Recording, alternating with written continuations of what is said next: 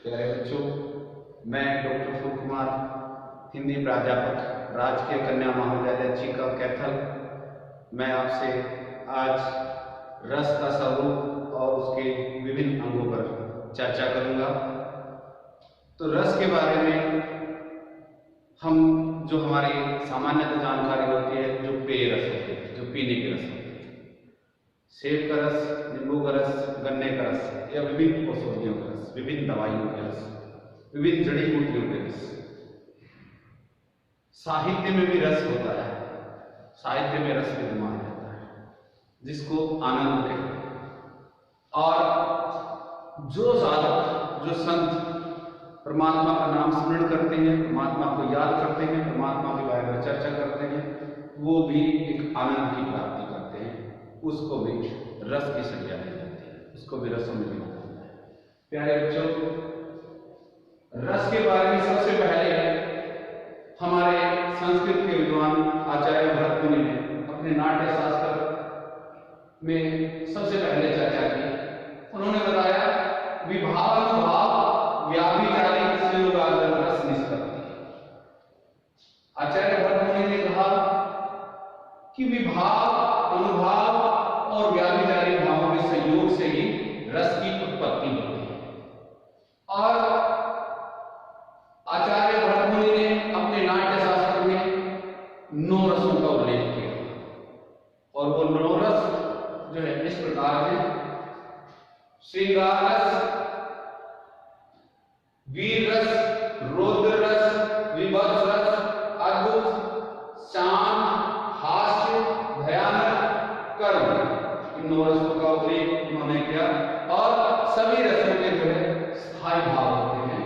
श्रृंगार रस का स्थायी भाव है रति, वीर रस का स्थायी भाव है उत्साह, रौद्र रस का स्थायी भाव है क्रोध, विभत्स रस का स्थायी भाव है घृणा, जुगुप्सा, अद्भुत रस का स्थायी भाव है विस्मय, शांत रस का स्थायी भाव है विवेक या सम, हास्य रस का स्थायी भाव है हास, भयानक रस का स्थायी भाव है भय, और करुण रस का स्थायी भाव है शोक। और आचार्य भरत मुनि ने नाट्य शास्त्र में 9 रसों का उल्लेख किया, तो उन्होंने 9 रसों की जो है गणना अपने ग्रंथ में की। मध्यकाल में 2 रस को स्वीकार किए गए, जो श्रृंगार रस के ही अंग कहे जा सकते हैं। भक्ति रस, इसके लिए भगवत विषयप्रति, जब भगवान के प्रति हमें रति का भाव जागृत होता है, तो वहां भक्ति रस का हमारे हृदय में संचार होता है।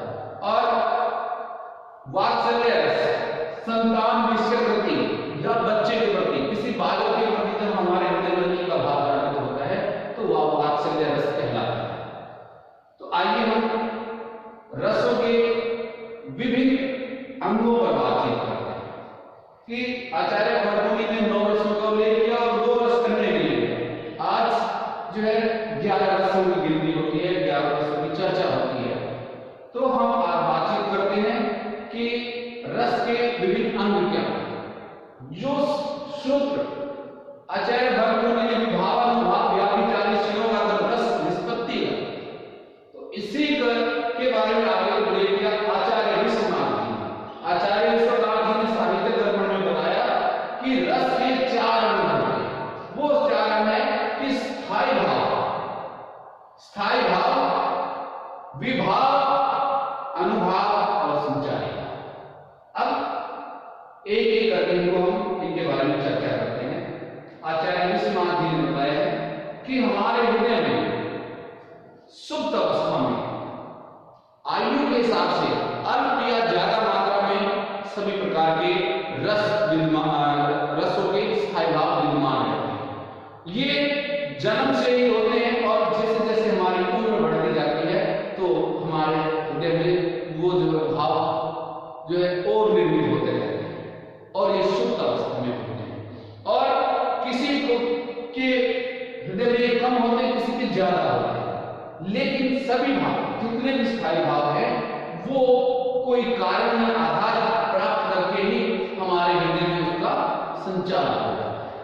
कि जैसे हर समय, हर वक्त हमें गुस्सा नहीं आता। जब कोई व्यक्ति हमें कोई कटु वचन बोलता है या हमारे ऊपर हमारी कोई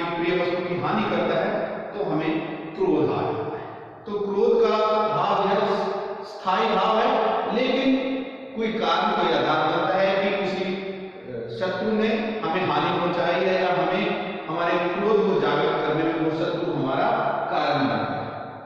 भयानक रस में भय, हम हर समय डरे हुए नहीं रहते। हम जो है जब हमें कोई कारण मिलता है कि अचानक हमें कोई जहरीला सांप हमारे सामने आ जाता है तो हमारे हृदय में भय का संचार हो जाता है, तो सांप वहां कारण बन जाता है। और अगर कोई प्राकृतिक आपदा आ जाए, भारी बहुत तीव्र भूकंप आ जाए, तो वो हमारे भय का कारण बन सकता है। और इसी प्रकार हम हर वक्त शोक की अवस्था में नहीं रहते, हम शोकाकुल नहीं रहते। और जब हमें हमारे किसी प्रिय की, हमारे मित्र की, हमारे बंधु की या हमारे किसी प्रियवर्ती या किसी प्रियजन को जो तकलीफ में, पीड़ा में देखते हैं या उसके साथ कोई दुर्घटना या अनहोनी हो जाती है, तो उस स्थिति में हमें हमारे हृदय में शोक का जो स्थायी भाव जागृत हो जाता है, तो वो उसके पीछे होने वाली विभिन्न घटनाएं, दुर्घटनाएं जो उसका कारण बन जाती है। और इसी प्रकार में सभी रसों के जो स्थायी भाव है, कोई न कोई कारण प्राप्त करके वो स्थायी भाव हमारे हृदय में जागृत हो जाता है। और उसके बाद है विभाव। विभाव को कारण भी कहा जाता है, विभाव को आधार भी कहा जाता है कि विभाव जो स्थायी भाव को जागृत करने का आधार या कारण बनते हैं। विभाव दो प्रकार के होते हैं। विभाव पहला है आलंबन विभाव, जिसको आधार या कारण कहेंगे, और दूसरा है उद्दीपन विभाव, जिसको तेज करना या तीव्र करना कहेंगे। कि आलंबन विभाव तो हमारे स्थायी भाव को जागृत करने का कारण बनता है, और उद्दीपन हमारे जो उस जागृत हुए भाव को और तीव्र कर देता है। एक छोटे से एग्जाम्पल से हम लेते हैं कि जैसे यहां पर मैंने बोला था भय, कोई प्राकृतिक आपदा आ गई, मान लीजिए भूकंप आ गया, या हमारे सामने किसी सर्प का आना, जहरीले सांप का आना, तो ये क्या करते हैं कि सांप का आना हमारे सामने भय का जो स्थायी भाव था वो हमारे अंदर जागृत हो गया, हमारे हृदय में भयानक रस का संचार हो गया। और इसके अलावा क्रोध को लेते हैं कि किसी शत्रु ने हमें हानि पहुंचा दी या हमें कटु वचन बोल दिए, जो हमारे क्रोध का कारण बन गया, वो कारण आलंबन विभाव हो गया। अब इसी को उद्दीपन विभाव में लेते हैं। भयानक रस का सांप का आ जाना, सांप कारण तो बन गया, सर्प कारण तो बन गया, या प्राकृतिक आपदा कारण तो बन गई, लेकिन प्राकृतिक आपदा के कारण जो है बिल्डिंग का हिलना, पंखे इत्यादि का होना, दरवाजों का हिलना, जो है भवनों का गिरना, जो हमारे भय को और तीव्र कर देगा। और इसी प्रकार अगर जहरीला सांप हमारे सामने फुंकारे मारने लगे या फन फैलाकर खड़ा हो जाए हमारे सामने, तो वो हमारे भय को और तीव्र कर देगा, उद्दीपित कर देगा। इसी प्रकार क्रोध, शत्रु ने हमें हानि तो पहुंचा दी और उसके ऊपर जो है और कटु वचन बोलता है, हमें अहंकार दिखाता है या हमारे सामने हर्ष प्रकट करता है, तो उसका हर्ष प्रकट करना, उसका कटु वचन बोलना, वचन बोलना, तो वो हमारे जो है क्रोध को और उद्दीपित कर देगा और तीव्र कर देगा।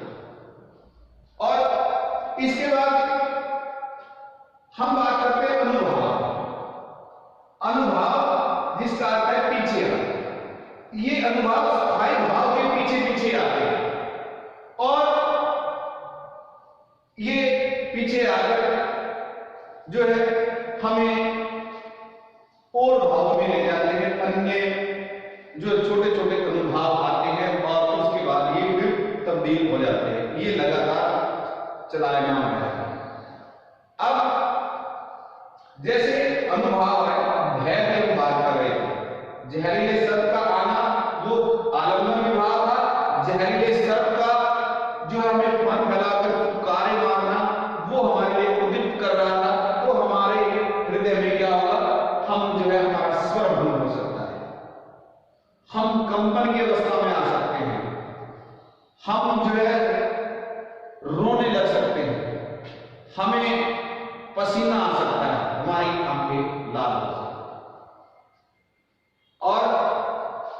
इसी प्रकार